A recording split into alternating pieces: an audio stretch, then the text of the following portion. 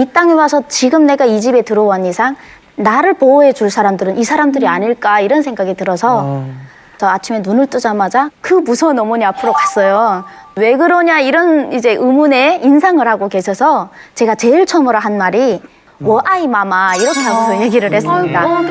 네, 그래서 그러니까 제가 중국에 가서 제일 먼저 배운 말은 어머니 사랑합니다였습니다. 근데 저는 정말 사랑해서가 아니고 정말 무서웠는데 살려고, 네, 살아남으려고 어머니 사랑합니다를 했습니다.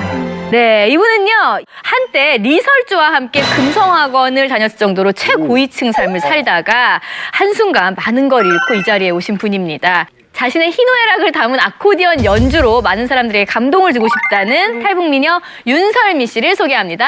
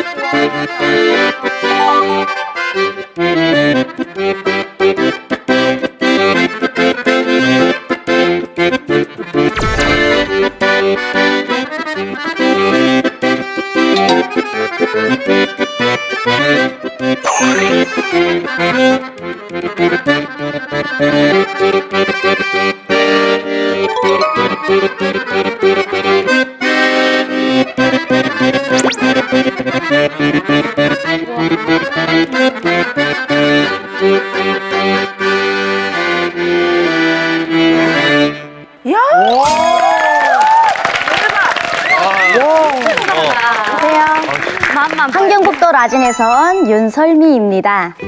저는 북한에서 최고위층 자녀들이 다녔던 북한 최고의 예술학교 금성학원을 다니다가 일이 잘 못되어 교도소까지 가게 되는 파란만장한 인생을 살게 되었습니다. 오늘 이만갑에서 저의 파란만장한 인생 이야기를 모두 공개하려고 합니다. 고맙습니다.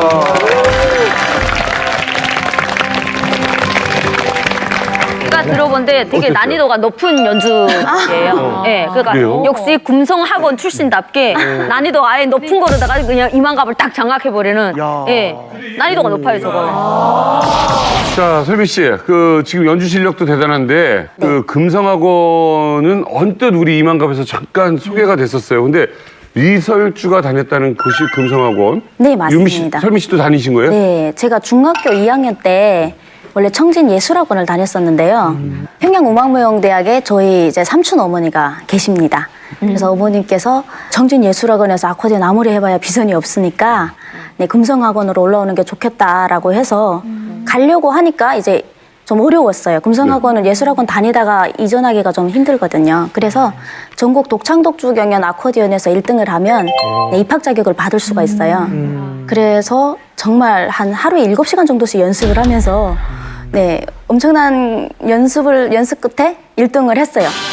그래서 네, 금성학원으로 입학하게 됐습니다. 대단하십니다. 아니, 보통 분이 아닌 거예요. 네? 아니 리설주 씨하고 같은 학교면 당연히 보셨겠네요. 그래요. 저희는 또 선후배 차이가 거기 올라갈수록 좀 심합니다. 그래서 네, 이제 자주 볼 수 있는 이런 네, 상황은 근데 아니에요. 그 후배가 몇 년 차이 나는 후배가 아니고 2년 후배였어요. 그러니까 같은 시기에 학교를 잠깐 네네네. 같이 다닌 거네요. 2013년도에 제가 나갔을 때, 북한에 나갔을 때 저희 친구들이 이렇게 됐다. 네, 저분이 바로 우리 학원 다녔었대. 이렇게 영광스럽게 생각하는 그냥 그 정도입니다. 전교생이 많아요? 한 2,500명. 아우, 많네. 수가 없을 것 같아요. 그래. 그럼 그 중에서 리설주 씨가 몇 번째 정도 아름다운? 아, 그건 남자가 보는 눈이죠. 저희가 봤을 때는 네. 그러니까 리설주가 정말 탈 좋으세요. 2,500명 중에 그때 눈이 안 띄었다는 거는 선현궁전에서 1년에 한 번씩 그 설맞이 공연을 해요. 그 설맞이 공연에서 독창 정도 나와야 눈에 띄고 그다음엔 이름을 기억해요. 근데 아마 어렸을 땐 독창 정도로는 리설주가 못 나오다 보니까 눈이 안 띄었던 것 같아요. 아니 저는 궁금한 게 그러면 이 금성학교가 어떤 곳인지 그리고 또 쉽게 들어가기 아무나 못 어려울 것 같은데 어떤 학교입니까 거기가? 금성학원은 여기 한국학원이랑 같이 보시면 안 됩니다. 14년 정도 네, 학제도가 14년입니다. 14년 동안 학교 다니는 거예요? 네, 14년이요? 네, 초등학교부터 중학교, 네, 대학반까지 다 있어서 총 14년제로. 그러면 거기는 예술만 있는 학교예요? 아니에요. 금성 1, 2로 나누는데 금성 1쪽에서는 수제 양성. 네, 컴퓨터 수제 양성이나 뭐 여러 가지를 한다고 합니다. 그리고 이 금성 2쪽에서는 예술적으로 하고 있습니다. 일은 이제 좀 수학 영재라든가 예, 뭐 일단 이공계 쪽으로 이렇게 키우는 양성이고 네. 이가 원래 일이었다가 이로 갈랐어요 김종이. 원래 그 이로 갈라서 이는 전문 예체능 쪽을 뽑았거든요. 그러니까 이분 말한 게 14년제라는 기자처럼 뽑아가는 시기가 딱 각이에요.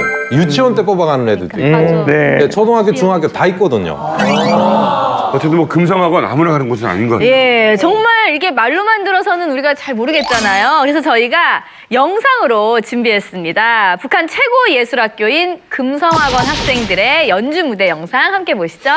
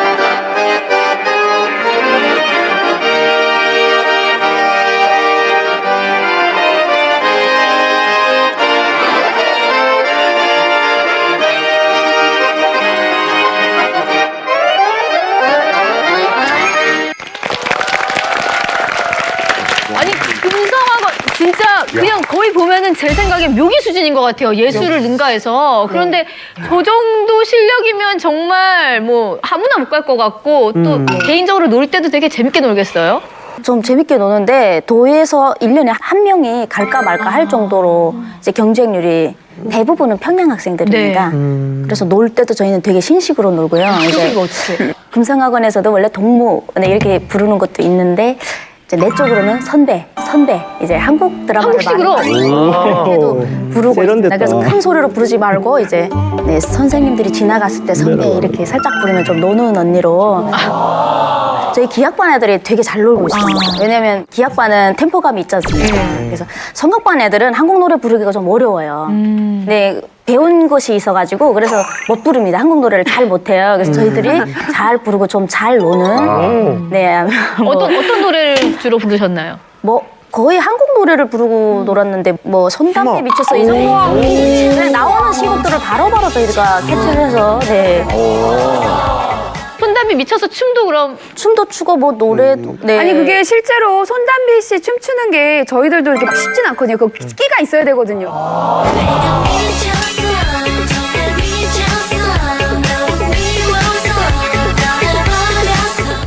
거기 나오면 되게 출세하지 않나요? 네, 맞습니다.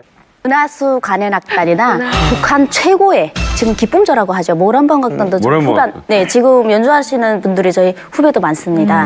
네, 그래서 그런 데 쪽으로 다 빠집니다. 제가 다닐 때 집 한 채가 500달러였습니다. 근데 그 학생들이 200달러짜리 신발을 신고 다니고요. 200달러짜리 신발을 신고 다니고요. 지방에서는 잘 살았습니다, 저도. 근데 평양에 올라가 보니 저는 거지였습니다, 거기 가니까. 다 부자들이구나. 네, 집 한 채가 500달러인데 제 생활비는 200달러밖에 못하고. 네, 근데 다른 애들은 조선 돈을 주면 아, 이거 어디다 써? 이렇게 얘기하는 이제 평양 애들이 많았어요. 그래서 계속 다녔어요, 학원을? 아니요. 그래서 다니고 있는데 아빠는 졸업하기를 바랬는데 할머니랑 어머니가 이제 오 미쳤다고 집안 다 말아먹겠다고 한 달에 200달러씩 쓰면 우리 집에 뭐가 남겠냐 이래가지고 1년만 하고 네, 지방에 있는 사범대로 내려왔습니다. 아이고, 그럼 고향으로 다시 돌아가신 거예요? 아, 네. 근데 진짜 속상하셨겠는데 그럼 고향으로 돌아가셔서 뭐 하셨어요?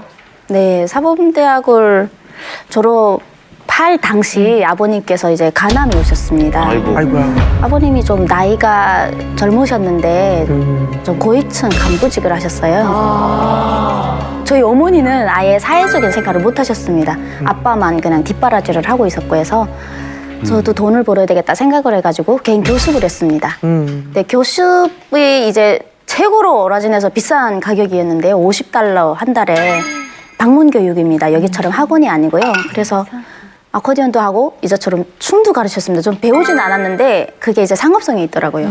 네, 한국 네, 춤을 나름 막 지어서 제가 만들어서 애들한테 가르치기도 하고 이렇게 열심히 입이 막 부르틀 정도로 막 이제 열심히 하고 있는데 한 지인분이 그렇게 힘들게 하지 마라.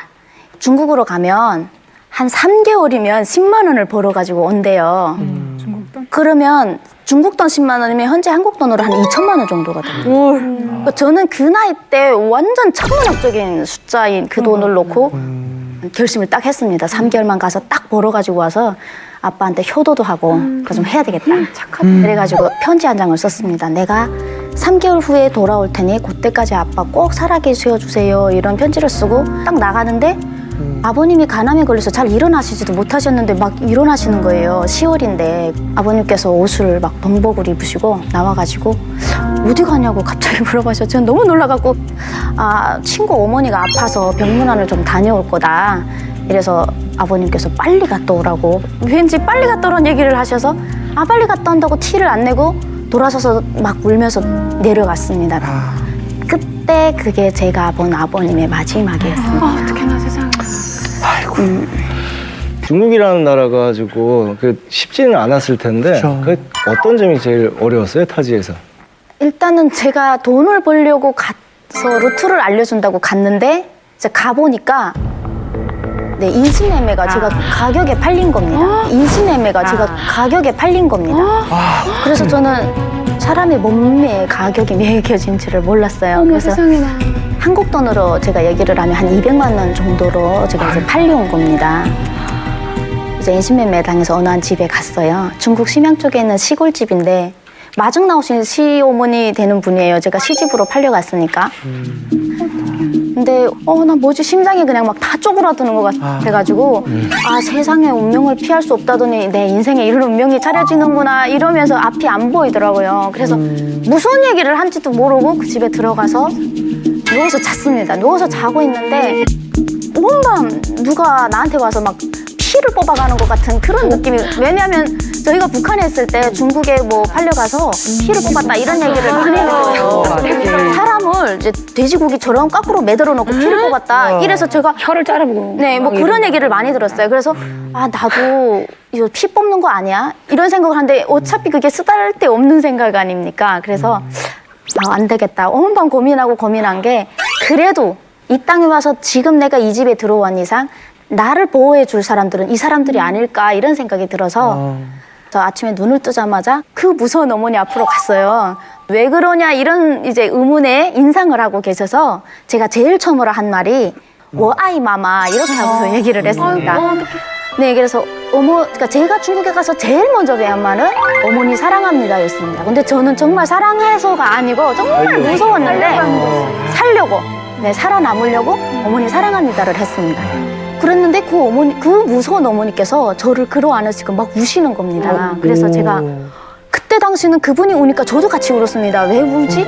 왜 울지? 이후에 제가 말이 통해서 어머니께 여쭤봤습니다. 그때 왜 우셨냐고. 사랑한다는데 왜 울었냐 이러니까 제가 사랑합니다라는 말을 막 덜덜덜덜 떨면서 하더래. 너무 무서워가지고. 그래서 무슨 사랑이 뭔지도 모르는 이런 애가 와서 무슨 이런 얘기를 하냐. 그분의 사랑을 받고 제가 원하는 거는 지금 이 상황에서 공안에 잡히면 안 되니까 북에 계시는 부모님들께 돈이라도 보내서 아버님의 병을 어떻게 빨리 캐치할 그런 마음밖에 없어서 진짜 물 한 번 북한에서 묻히지 못하고 살다가 제 나이가 22살이었었는데 일부러 그 겨울에 그 집에 옷을 다 찬물에 손빨래를 했습니다. 손이 빨개질도록 하고 이제 아버님이 입고 나가시는 작업복을 매일 청바지를 저는 모르니까 북한에서는 다려 입는 게 제일 깨끗한 겁니다. 그래서 청바지를 완전 칼날 주름 이렇게 해서 다려가지고 매일 아버님한테 이제 해주고 그분들의 손과 발을 제가 씻기고 막 안마를 해줬습니다. 언젠가는 갑자기 그게 한 보름이 지나니까 그분들이 저희 손과 발을 씻겨주는 겁니다. 어떻게 니만 걔는 그렇게 하겠냐고. 아이고. 말은 안 통하는데 그런 데서 정리 통하기 시작해서. 다행히 나쁜 사람들은 아니었네요. 그러니까. 네, 네. 설미 씨가 인복이 아니, 있으신 것 같아요. 이거는 씨가 굉장히 착해요. 독특한 경우예요. 그럴수록 북에 있는 아빠, 몸 아픈 아빠 생각 많이 났을 거예요. 네, 많이 났죠. 그분들이 좋아하실 일들을 제가 찾아가서 하고 이렇게 했습니다. 그래서 그 무서운 시어머니가 3개월 만에 저를 데리고 저희 어머니께 전화 연결을 해드렸고 지속적으로 그 돈을 보내주셨습니다. 설미 씨가 굉장히 똑똑하고 지혜로운 것 같아요. 아니요, 제가 인복이 있는 것 같습니다. 그러면 저것도 생겼어요? 신분증도? 아니요, 그때 당시 제가 갔을 때는 제도가 많이 바뀌어서 돈 주고 살 수가 없어서 그대로 이제 하고 있다가 제가 또 아기를 금방 낳고 할 일이 마땅히 없어서 아코디언 레슨도 하고 피아노 레슨을 기본으로 했습니다. 그쪽은 좀 그러다니까 거기는 좀 시골이다 보니까 막 인기가 막 많아졌습니다. 제가 그래서 이제 동네에서 막 북적거리고 시어머니가 제 칭찬하고 다니고 막 이러니까 누가 신고를 해서 제가 그 아이고야. 네, 그래서 정말 죽어도 가기 싫은 북한을 강제 북송을 당하게 됐어요. 세상에 잡혀갔어요, 공안 쪽에. 네, 아니 이게 애기는요? 그 아기가 한 달 됐을 때. 말도 안 어떡하니? 그러니까 이게 드라마에서만 봤던 일들이 실제로 이렇게 일어난 거예요. 그러면 그때 완전히 생애벌을 한 거잖아요. 뭐 시어머니랑 네네네. 남편 네, 아이까지 다 두고. 기분이 어땠어요? 아, 그때는 솔직히 그래도 이렇게 나가면 혹시 엄마 얼굴을 계속 볼 수 그리움이 있을까 이런 생각도 있었는데 그간 아버님이 돌아가셨더라고요. 제가 없어져서 3개월 만에 네, 돌아가셨고 저는 북한에 나가서 교도형을 5년을 받았습니다. 소름 끼쳤어 지금. 5년이요? 아니, 애기 젖도 다 못 뛰고 온 거 아니에요? 네, 저 떼지 못해서 참 엄청 고생을 많이 했습니다. 아무런 방치도 없고 약도 없고 해서 그게 이제 근데 이제 나가다 보면 너무 많은 고생을 하다 보니까 자연스럽게 다 먹지도 못하고. 네, 다 없어지더라고요.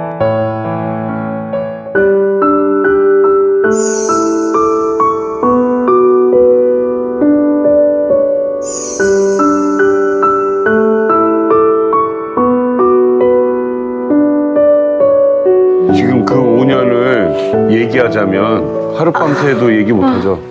나무하러 이제 산에 올라가서 직경이 한 30대는 나무를 2시간 동안 5대를 찍어야 됩니다. 손도끼 가지고. 제가 지금 아직도 손에 아직 자갈이 많이 배겨 있어요. 일을 그때 많이 해가지고. 그래서 나무를 찍어가지고 내려오는 일을 여자들이 합니다. 그래서 저도 첫날에 올라가서 나무를 끌고 막 올라가는데 제 나무에 박혀있는 촉살이라고 하는 새 촉살에 이런 끈이 있습니다. 그 끈을 제가 잡고 이렇게 운전하고 내리막길로 가고 있는데 이제 이 끈이 지금 거의 다 막 앞쪽 끈이 막 지금 다 슬어서 끊어나고 있는 겁니다. 근데 그게 이제 끊어나는 순간이면 앞에 40명이 어떻게 죽을지 모릅니다. 왜냐면 다 줄을 서서 내리막을 내려가기 때문에 제가 이제 그게 끊어나는 순간은 앞사람 치고 또 앞사람 치고 이렇게 하면 우리 차 사고가 나서 연쇄적으로 나는 것처럼 그런 상황이 벌어지게 돼서 너무 당황한데 이 끈은 점점 막 이렇게 되고 있어서 제가 막 한 몸으로 그거를 막으려고 이 나무 앞끝을 들었습니다. 그러니까 방향을 돌려야 되잖아요. 이렇게 들어가지고 온 몸으로 나무 위에 올라탔습니다. 근데 그렇게 올라타면서 저희 꼬리뼈가 다 박살이 나버렸는데 저는 그때 몰랐는데 아침에 일어나려니까 일어나지를 못하겠는 겁니다. 그래서 이거 왜 이렇지? 그리고 여기를 딱 이제 아픈 부위가 여기 꼬리뼈 부분이라서 재보니까 거기가 다 이제 제대로 뼈가 없어진 겁니다. 이제 다 박살이 나가지고. 그래서 제가 너무나도 아픈데 병원 시설이 안 돼 있습니다. 교도소에. 그리고 만약에 살인자라도 사회범죄자였다면 제가 나가서 수술을 받을 수 있는데 이제 우리는 안 됩니다. 아유.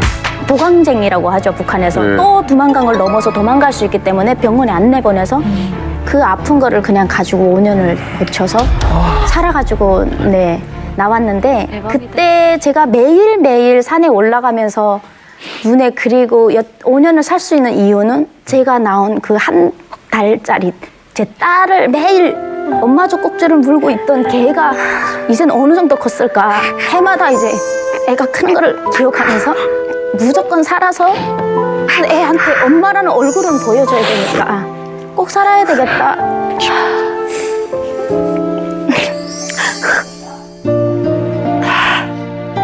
교도형을 만기로 마치고 네. 다음 날로 제가 한국행을 하려고 딱 중국을 넘었는데 그날로 바로 잡혔습니다. 3시간 만에.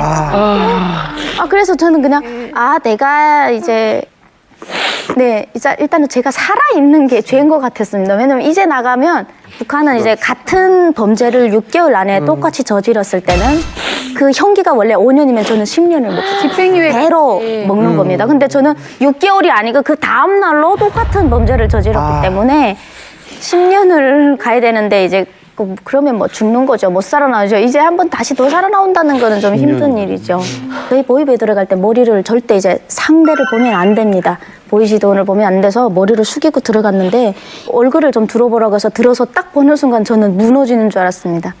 다행스럽게도 대학 때 저랑 함께 다녔던 동기분이셨습니다.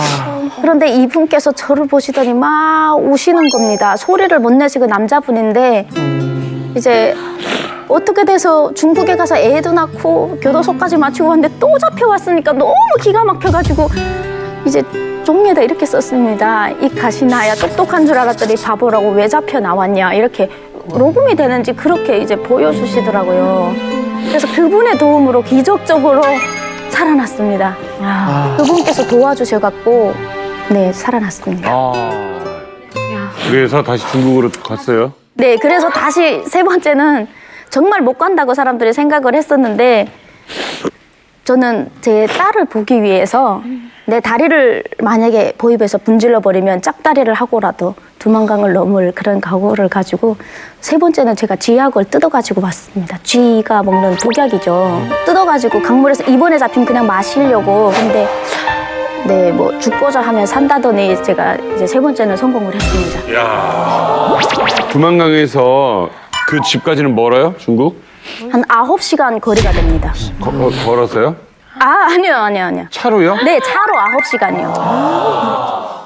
이제는 더 걸을 맥도 3일 동안 굶고 걷다 보니까 그때 제 몸무게가 한 35kg 정도가 교도소에서 너무 살이 빠지고 해가지고 그냥 사람 꼴이 아니었어요. 그래갖고 나와서 그쪽으로 이제 그 어떤 아줌마네 집 앞에 가서 섰는데 밤이 좀 깊어가지고 그 집 앞에서 잠이 들었어요. 그런데 이 아줌마가 딱 보는데 제가 봐도 딱 한족 스타일 이제처럼 고구의 체격인 이런 아줌마가 나오시더라고요. 근데 솔직히 그분이 얘기를 하시는데 너무 애가 마르고 막 이래가지고 꼴이 말이 아니어서 그러니까 막 나오시더니 왜 그러냐고 물어보는데 일단은 중국말은 하는데 북한 사람인 줄 알았대요. 앞이 북한인 줄 알았는데 중국에 이렇게 마른 애는 없으니까.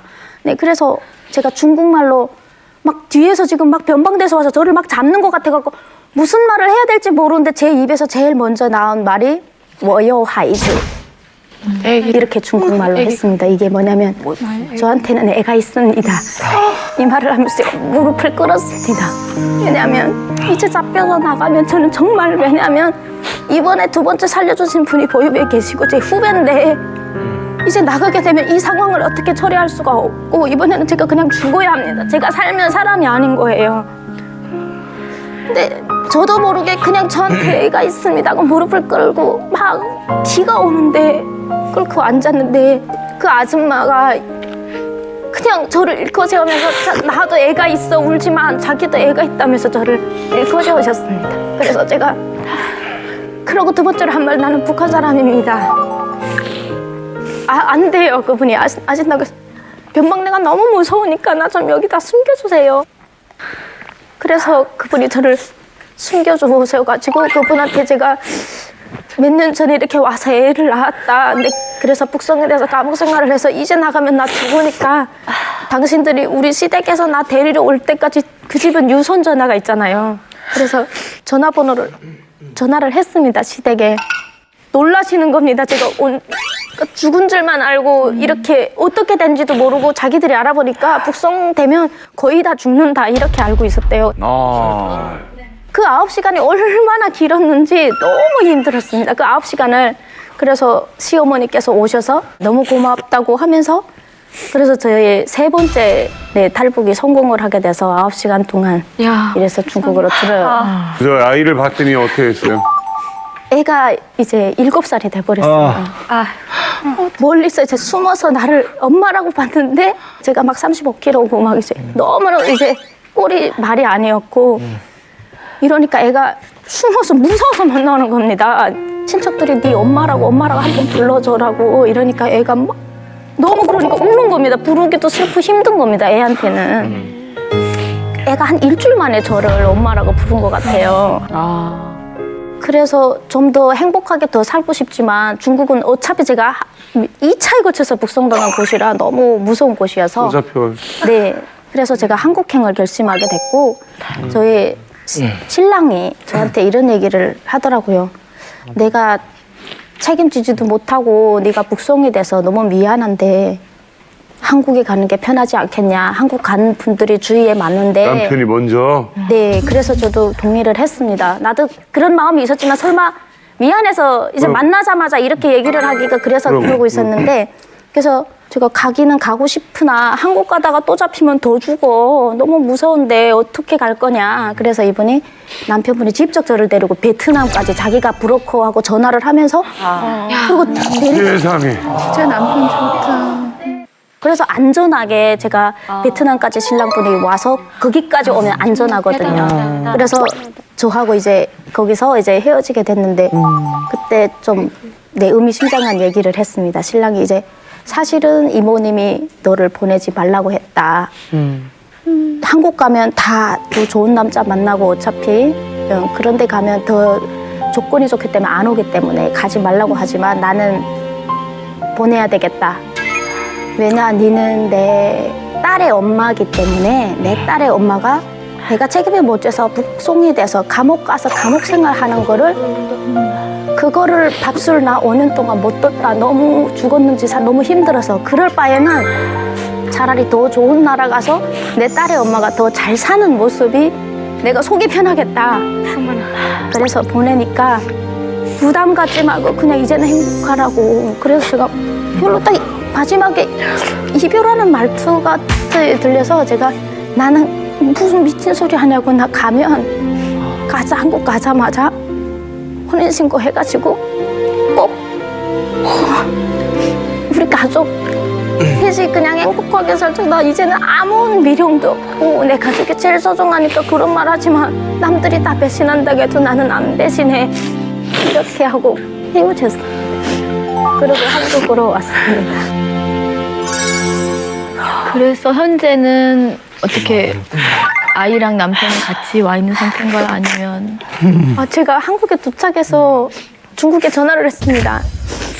애 아빠를 바꿔달라고 하는데 잘 안 바꿔주시는 겁니다. 그래서 제가 왜 안 바꿔주냐고 뭐 어디 일 나갔다고 하고 막 이러는 거예요. 한 일주일 전화를 했는데도 참 기운이 좀 싸해서 제가 왜 그러냐 하니까 시어머니께서 펑펑 우시면서 아들이 이 세상에 없고 하늘나라로 갔다는 겁니다. 그래서 제가 또 그때 신랑의 나이가 32살이었으니까 무슨 그래서 전혀 믿기지도 않고 눈물도 안 나고 저는 내가 없는 5년 사이에 다른 여자가 생겼냐. 그래서 이렇게 말도 안 되는 거짓말을 나한테 하는 거냐.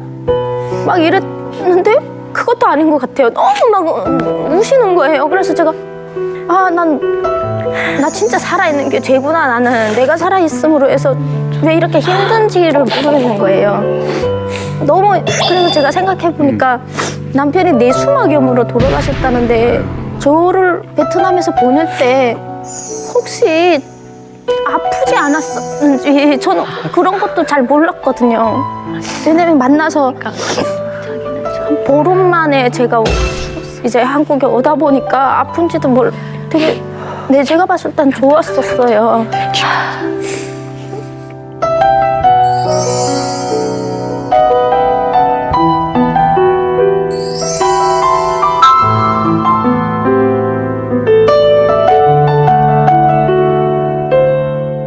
그 딸아이는 지금 어떻게 산대요? 1년 만에 중국에 가서 애를 데리러 갔는데 어머니께서 안 보내 아들이 하나밖에 없었고 피부치가 제 딸밖에 없습니다. 그래서 어차피 한국 가서 좋은 사람 만나서 새 생활하고 애를 포기하라고 얘기를 하셨어요, 처음에. 그래서 제가 어머니께 울면서 내가 여기까지 살아온 이유는 애 하나 때문에 여기까지 왔는데 내가 어느 날에 한국 여권을 다 가지고 외국도 다닐 수 있는데 이제는 정말 잡혀나갈 일도 없는데 내가 내 새끼랑 헤어져서 살아야 된다는 건 너무하다. 엄마가 나를 잘 알지 않느냐. 아무리 애를 안 키워도 내 마음속에는 늘 그 애 하나밖에 없었다. 그래서 딸을 데리고 비행기 타고 한국에 와서 지금 잘 살고 있습니다. 딸아이는 한국 온 지 지금 얼마 됐어요, 그러면? 지금 2년. 한국말은 해요? 너무 잘하고, 네, 바닷속에서 맨날 100점 하고 오고, 지금 10살인데 키가 지금 저랑 똑같습니다. 그래만 하던데. 엄마 너무 행복해. 이렇게 매일 기회다. 거의 매일 얘기를 합니다. 여기가? 네, 한국말로 너무 행복하다.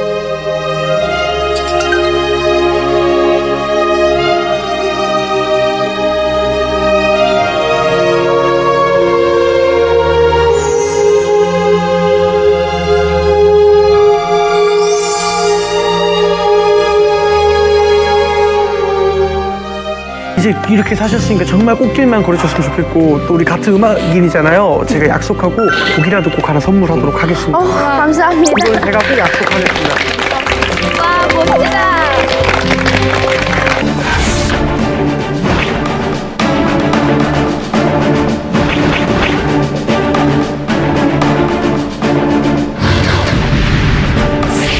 (2017) 짝퉁공화국 북한. 네. 자, 이미 북한은 그 일명 슈퍼노트라고 그러죠. 달러를 가짜로 찍어서 만들어내는 그 기술은 뭐 대단했다라고 하고요. 뭐 전 세계에 뭐 양주, 가짜 담배, 뭐 이것저것 뭐 가짜가 수없이 나오고 있다는 얘기 들어봤어요. 예, 최근 북한은 심각해진 경제난을 극복하기 위해서 짝퉁 제조에 굉장히 힘을 쏟고 있다고 합니다. 그래서 오늘은 나날이 발전해가는 북한의 짝퉁 산업에 대해서 이야기 나눠보려고 합니다. 네. 보통 모조품 이걸 짝퉁이라고 많이 부릅니다. 짝퉁이라는 말 한소희 씨 들어봤어요? 짝퉁? 네, 전 북한에서는 이제 가짜라고 말하거든요. 근데 한국에는 짜가라고 있더라고요. 근데 노래까지 있어서 정말 충격받았어요. 뭐요? 여기도 짜가, 저기도 짜가, 짜가가 판치니까 너무 놀랐어요. 2017 짝퉁공화국 북한 짝퉁에 관한 이야기 최신 소식을요. 우리 최민용 위원장과 고운 여성 유현지 씨가 준비해 주셨다고 합니다.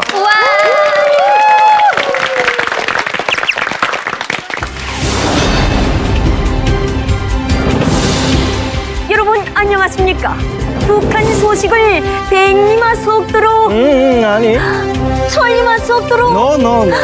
만리마 속도로 전해드리는 리만과 만리마 보도의 발빠른 여성 유현주. 말리마 발빠른 남자 최민용 보도원입니다. 자, 리만과 말리마 보도 첫 번째 소식인데요. 가짜 달러, 가짜 담배 등 짝퉁 생산지로 유명한 북한. 그런데 말이죠. 최근 북한 짝퉁 시장이 중동까지 접수해서 외화벌이에 열을 올리고 있다고 합니다. 그래서 가방 하나 준비했습니다. 자, 이 가방. 보통 가방으로 그냥 보이는데 유현주 씨, 이게 무슨 가방이죠? 최근 두바이 상인들은 이 007 가방을 들고 다니며 관광객들을 물색하고 있다고 하는데요. 그 이유는 바로 이 북한산 짝퉁 명품 때문입니다. 언뜻 보기엔 명품 브랜드의 손목시계 같지만 북한이 만들어낸 짝퉁 시계입니다. 현재 두바이 뒷골목에선 이 북한산 짝퉁 시계들이 고조 정품의 약 10% 가격으로 거래되고 있다고 합니다. 멀고 먼 중동 지역까지 나가 요 짝퉁이라는 치졸한 수법으로 외화를 불어들이고 있다니 이것이야말로 나라 망신 아니겠습니까? 아니겠습니까? 이상 첫 번째 보도 마치겠습니다. 인사드리겠습니다. 네, 리만과 말리마 보도 네. 첫 번째 소식 잘 들었습니다. 두 분 아주 환상의 짝꿍이네요. 잘 어울리는데요? 너무 잘하시는 것 같아요. 그 북한 짝퉁 제품이 중동까지 진출을 했다. 자, 김혁 연구원님, 이게 사실입니까? 네, 사실이라고 얘기할 수가 있습니다. 왜냐하면 이미 짝퉁 외화벌이 사업이라고 하는 건 과거부터 있어 왔고요. 1990년대에 외화벌이 사업이 활성화가 됩니다. 그러면서 이제 수출할 수 있는 수단이 당시에는 뭐 송이버섯이나 이런 이제 자연산 뭔가 약초 이런 것들을 모아서 주로 했었는데 이제는 2002년 이후로 경제 시스템이 변화가 일어나면서 그다음부터 제조업이 발달돼 있어요. 네. 이 제조업이 발달되는 과정은 외부로부터 들어오는 다양한 옷, 특히 이제 기성복이나 그다음에 이런 여러 가지 이제 신발이나 이런 것들이 많이 들어오면서 이걸 모방하는 작업이 시작되는 거예요. 그런 과정에서 북한하고 중국의 투자가하고 북한의 외화벌이 업체가 같이 협동을 해서 하는 그래서 합병 회사를 만들어요. 그래서 북한에 들어와서 노동력을 가지고 이익을 남기고 그 이익을 중국에 가서 파는 게 아니라 중동으로 넘어가요. 중국에서 가지고 있던 기술이 굉장히 떨어지고 상대적으로 반대로 북한에서는 굉장히 저임금의 기술력이 상승하니까 이런 것들을 확보를 해서 협력을 해가지고 돈을 벌어요. 그러니까 사실 두바이에 가면 이제 알카라마라는 그 시장이 있어요.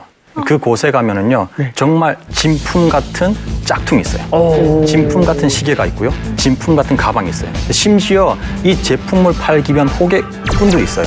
그리고 실제로 영국의 이제 북한 전문가인 그 신화 이제 크레이튼 박사 같은 경우는 북한이 이런 물건들을 10년 전부터 생산을 해서 두바이 시장으로 보내왔다. 그러니까 더 큰 문제는 뭐냐면요, 이게 그 국제적 범죄 조직하고 이제 연관이 돼가지고요, 이 제품들이 세계 곳곳으로 풀려나간다는 거예요. 그래서 이분 같은 경우는 이제 추정을 하는 게 계속 북한이 경제적 봉쇄가 되고 그러다 보니까 이런 식으로 자신들이 필요한 달러를 이제 충족을 하는 거죠.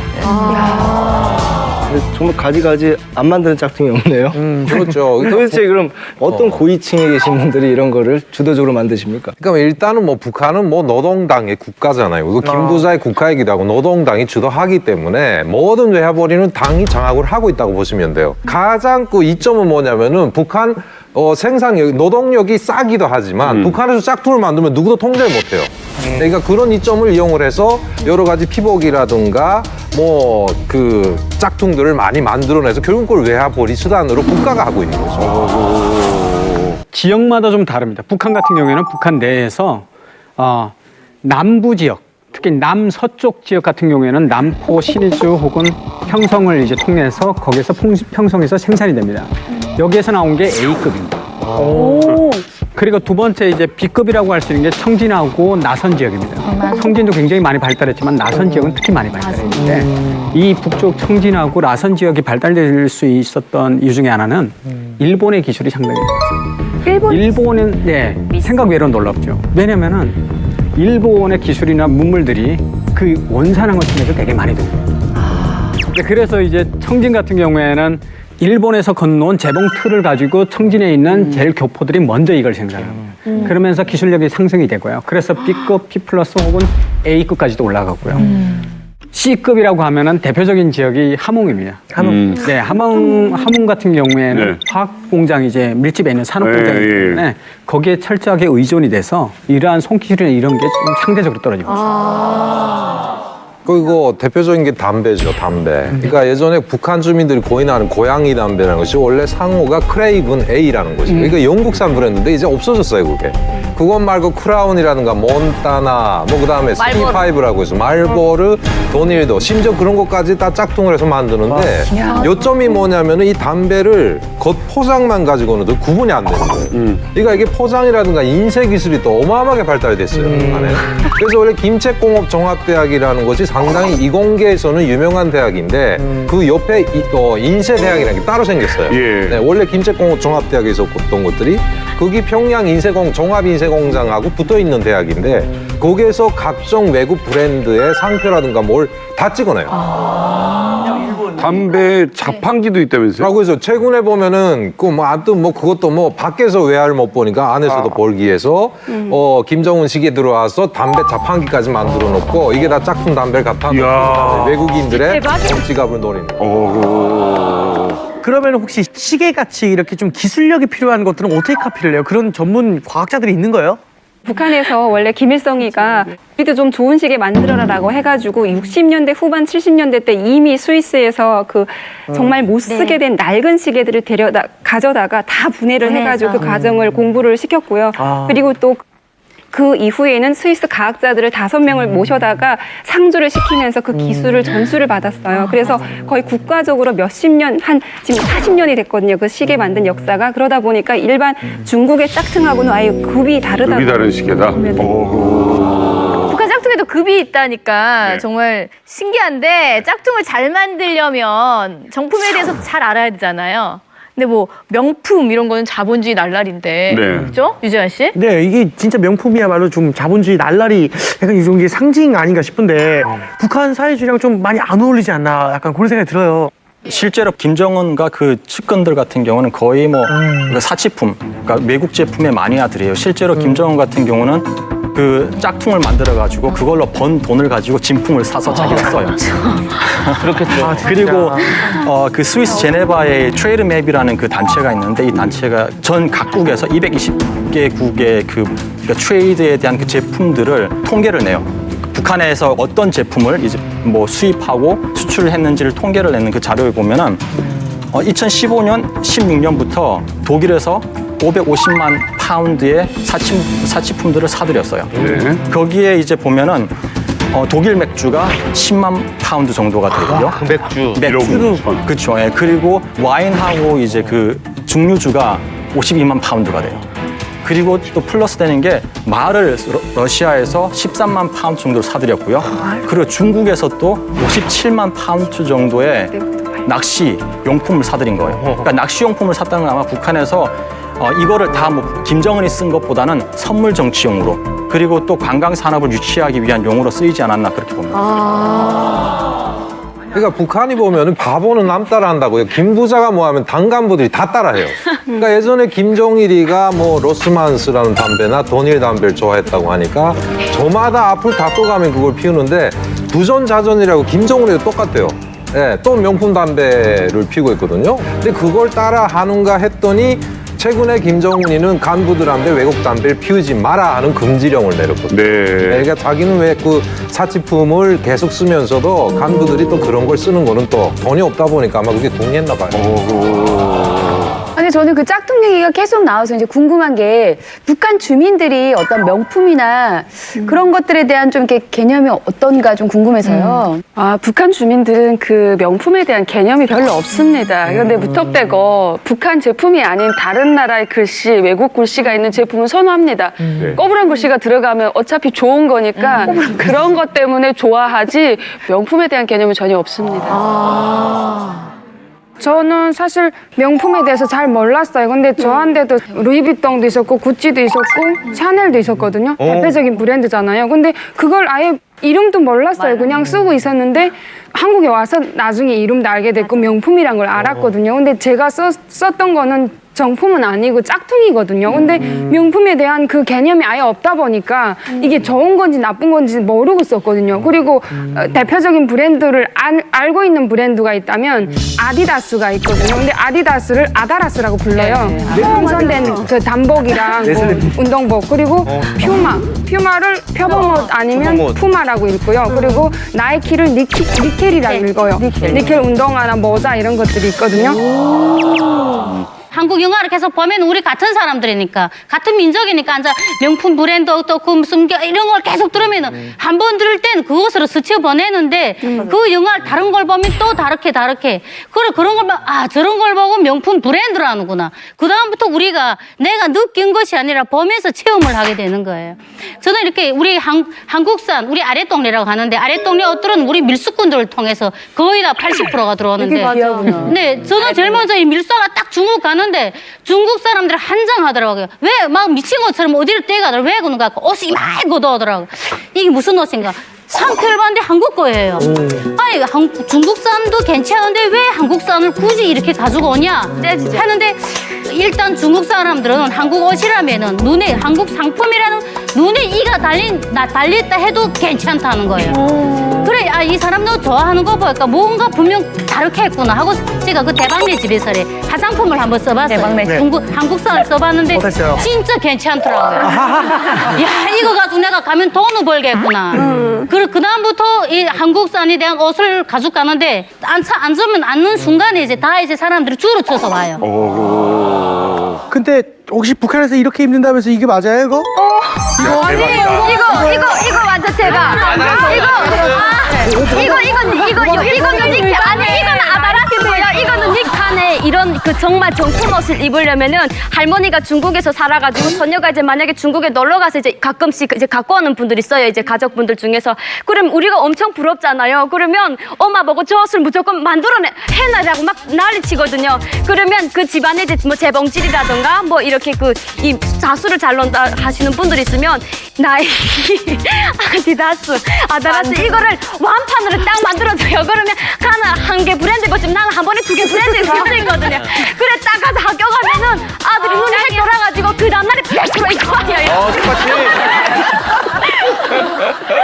근데 이게 설미 씨 다니는 럭셔리 학원은 이런 거 없죠? 금성하고. 저희는 짝퉁은 안 됩니다. 짝퉁은 절대 안 되고요. 기본적으로 이제 3줄짜리는 입어야 됐어요. 운동복이 200달러 정도로 평양에서 정품이 에아상점에서 나와요. 맞아. 그게 또 중고가 되면 깨끗하게 입고 이제 또 파는 겁니다. 맞아. 그러면 그게 100달러도 되고 또 50달러도 그렇지. 되고. 근데 이렇게 해가지고 저도 아디다스랑 나이키 다 신었습니다. 북한 주민들조차 가짜에 물들고 있는 북한입니다. 2017 짝퉁 공화국 북한 다음 뉴스 함께 보시죠.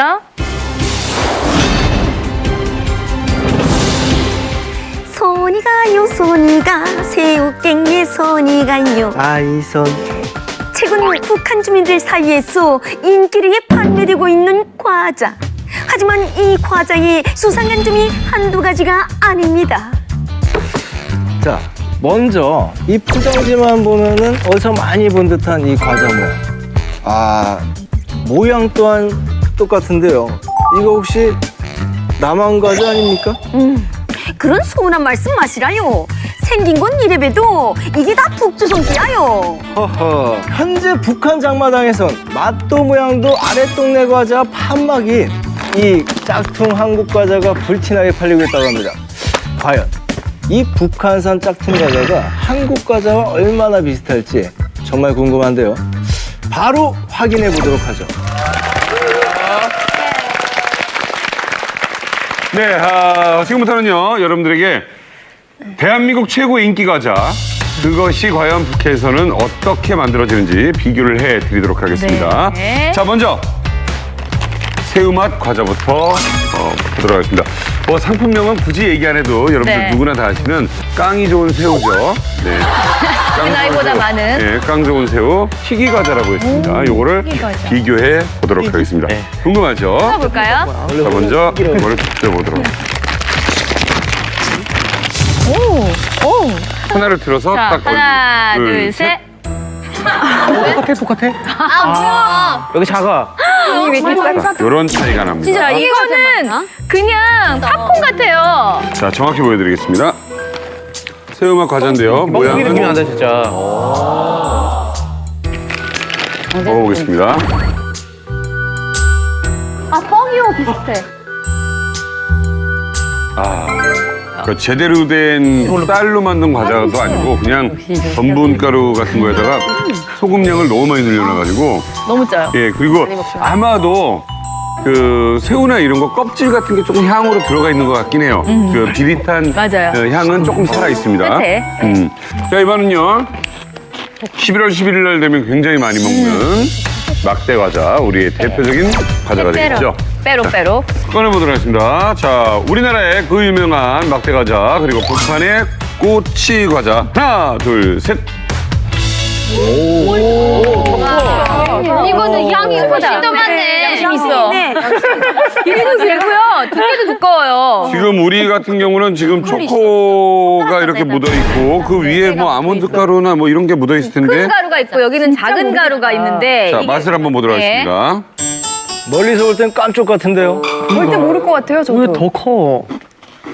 양이 다르가 참깨가 가득 묻어있어. 깨다 맞아. 네, 참깨 맛이 나요. 그래서 이 참깨 가루가 뭐 고소하다라고 느끼는 분들, 어르신들은 굉장히 좋아할 수 있는 맛이에요. 깨빼로 맛 좀 보세요. 네, 나도 한 번. 어머, 깨빼로 진짜 맛 신기하다. 보시죠. 깨 이렇게 엄청. 근데 땅콩 같아요, 육안으로는. 진짜 좋아하시나 보다. 자, 깨빼로. 진짜 깨 맛이 가득합니다. 땅콩하고 깨가 같이 버무려져 있네. 이거는 다른 맛이에요. 이건 따라 만든 게 아니라 어떤 새로운 과자를 만든 것 같은데요? 그럼 여기서 우리 목이 마르니까 음료수 한번 먹어볼까요? 아, 좋죠? 네. 이건 귤향 탄산 단물이고요. 자, 이거는 보십시오. 우리가 좋아하는 그 단물입니다. 자, 따볼까요? 소리부터? 수정 간장 드려요? 귤향. 이거는 탄산. 이거는 소리 나. 더 커요 소리가. 마셔보도록 하겠습니다. 네. 단물, 탄산, 귤향, 탄산 단물. 원샷? 맛있나 보다. 식초. 맛있어. 냄새가 완전 좋지. 저거 맛있어. 것 같아. 그 전에. 이거 어렸을 때 학교에. 그거 타 먹었던 거 있잖아요. 오렌지 가루 같은 거. 오렌지 가루 있잖아요. 그 맛이네요. 그러니까 어렸을 때 학교 앞에 맞아. 색소 넣고 이렇게 흔들어서 먹는. 맛은 있겠네, 진짜. 고향의 맛이에요. 뭐 아무튼 간에 뭐 이렇게 군것질도 하니까 좋네요. 네. 꼬치꼬치 과자는 팔았으면 좋겠어요, 한국에서. 인절미 맛도 나고 참깨 맛도 나고. 도미영 씨 같은 경우는 네. 북한에서 좀 사셨다고 들었는데 혹시 이런 과자들을 사서 드셔본 적 있으세요? 지금 아까 앞에서 보신 그런 과자들은요, 북한의 장마당이나 뭐 상점, 백화점 같은 데 가게 되면 돈만 있으면 누구나 구입 가능한 거거든요. 최근에 청진 포항 장마당에 한국의 그 초코파이와 비슷한 스타파이라는 게 등장을 했거든요. 근데 영어 알파벳으로 스타파이라고 굉장히 크게 써 있어요. 이게 어쨌든 영어 알파벳이 크게 들어가 있는 제품이 북한 장마당에서 버섯이 판매가 된다는 건 북한에서는 좀 이례적인 일이라고 볼 수가 있겠죠. 윤설미 씨의 경험, 소중한 고백 너무너무 감사드리고요. 우리 설미 씨도 그렇고 설미 씨 따님 대한민국에서 예쁘고 행복하게 사시길 우리 많은 시청자 여러분들도 응원해 주실 겁니다. 감사합니다. 다음 시간에 뵙겠습니다. 브라보!